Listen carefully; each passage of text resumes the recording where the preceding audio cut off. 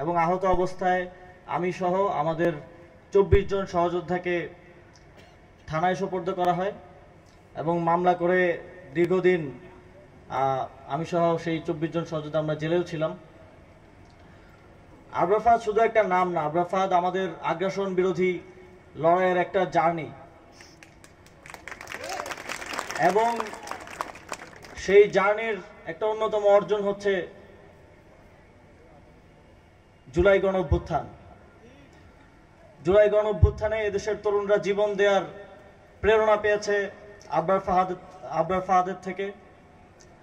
জুলাই গণঅভ্যুত্থানে আগ্রাসন থেকে মুক্তির জন্য এদেশের তরুণেরা ঝাঁকে ঝাঁকে ঝাঁপিয়ে পড়েছে রাজপথে এবং অবশেষে আমরা আগ্রাসী পরাশক্তির বাংলাদেশীয় সবচেয়ে বড় খুঁটি শেখ হাসিনাকে বাংলাদেশ থেকে পালাতে বাধ্য করতে সক্ষম হয়েছি। আমি জুলাই গণঅভ্যুত্থানের সহস্র শহীদ এবং আহতদের শ্রদ্ধা ভরে স্মরণ করছি এবং আমাদের এই দীর্ঘ ফ্যাসিবাদ বিরোধী সংগ্রামে, আগ্রাসন বিরোধী সংগ্রামে আবরার ফাহাদ সহ আরও যারা আত্মত্যাগ করেছেন তাদেরকে যেন এই বাংলাদেশের মানুষ, আমাদের ভবিষ্যৎ প্রজন্ম আজন্ম মনে রাখে, সেই জন্য এই কুষ্টিয়ার জেলা স্টেডিয়ামটির নাম আবরার ফাহাদের নামে নামকরণ করা হয়েছে। এছাড়াও সারা দেশে আরও যত স্থাপনা আছে সরকারি, আমরা সেখানে আমাদের আত্মত্যাগকারী সেই বীরদের, সেই শহীদদের স্মরণ করার জন্য সেগুলোর নামকরণ তাদের নামে নামকরণ করব।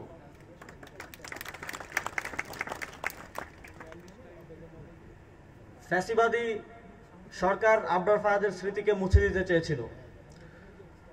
তারা আবরার ফাহাদকে নিয়ে কোনো নিউজ করতে দিত না, কোনো কর্মসূচি পালন করতে দিত না। কর্মসূচি পালন করতে গেলে সেখানে হামলা হতো, জেল জুলুমের শিকার হতে হতো। কিন্তু যারা আত্মত্যাগ করে তাদেরকে কখনোই, তাদের নাম কখনোই মুছে দেওয়া যায় না। এটি আবারও প্রমাণিত হলো 24-এর গণঅভ্যুত্থানের পর। এখন বাংলাদেশের প্রতিটি মানুষ আবরার ফাহাদকে স্মরণ করে। আগ্রাসন বিরোধী প্রতিটি লড়াইয়ে অনুপ্রেরণা হিসেবে থাকেন শহীদ আবরার ফাহাদ।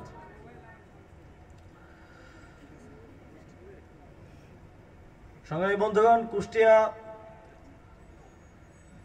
সংস্কৃতি চর্চার লালনভূমি হিসেবে সারা দেশে পরিচিত।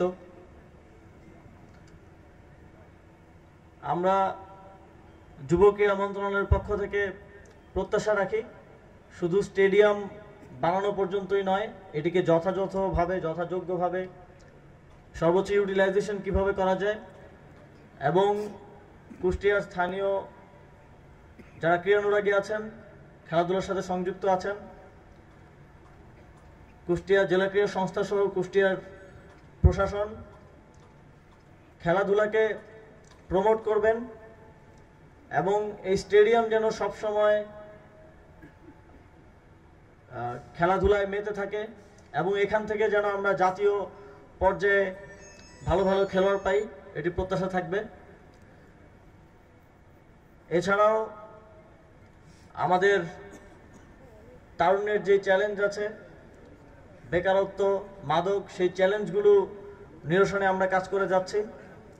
বেকারত্ব নিরসনে আমরা ইতিমধ্যেই অনেকগুলো উদ্যোগ গ্রহণ করেছি। তরুণ সমাজকে মাদক মুক্ত করার জন্য একমাত্র এবং অন্যতম একটি উপায় হচ্ছে খেলাধুলায় অংশগ্রহণ এবং এছাড়াও বিভিন্ন সামাজিক সাংস্কৃতিক কার্যক্রমে তাদের অংশগ্রহণ নিশ্চিত করা। তা নিশ্চিত করার জন্য সরকারের পক্ষ থেকে, প্রশাসনের পক্ষ থেকে সর্বোচ্চ প্রণোদনা এবং সহযোগিতা থাকবে। আর অংশগ্রহণ নিশ্চিত করবেন আপনারা, কুষ্টিয়াবাসী। আপনারা দেখে থাকবেন 5ই আগস্টের পর থেকে পরাজিত ফ্যাসিবাদী শক্তি তাদের